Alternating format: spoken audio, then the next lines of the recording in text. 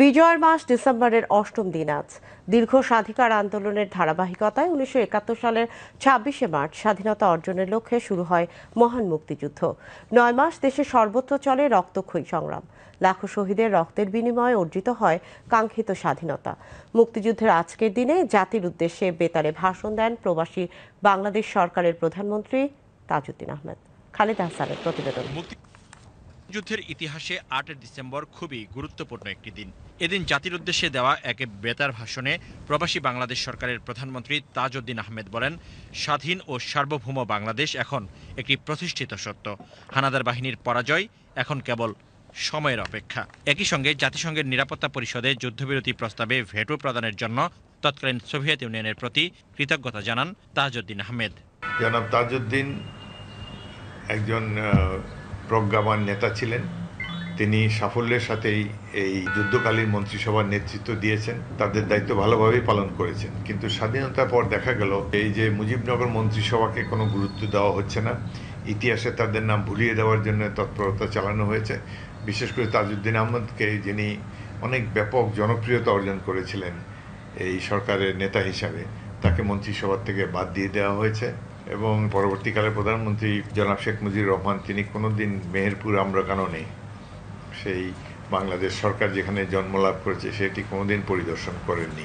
মুক্তিযুদ্ধের রণাঙ্গনে প্রাণ বাজি রেখে যুদ্ধ করা বীর সেনানীরা বলছেন, স্বাধীনতার পর থেকেই মুক্তিযুদ্ধের ইতিহাস বিকৃতি শুরু হয়।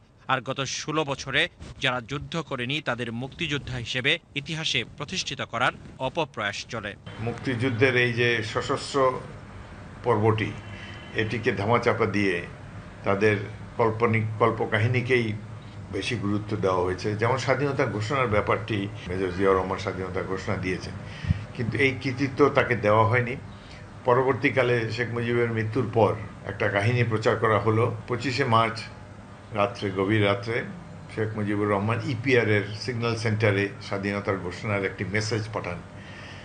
সেই মেসেজটি ইপিআরের সৈনিকেরা বহির্বিশ্বে ছড়িয়ে দেয় ইথারের মাধ্যমে। ইপিআরের যে বাঙালি সৈনিকেরা দুদিন আগে থেকেই তারা বন্দী ছিল। 25শে মার্চ রাতে ইপিআরের বহু সৈনিককে হত্যা করা হয়েছে এবং সিগন্যাল সেন্টারের পাকিস্তানিরাই কর্মরত ছিল। তাদের কাছে কোনো অস্ত্রও ছিল না ইপিআর সৈনিকদের কাছে।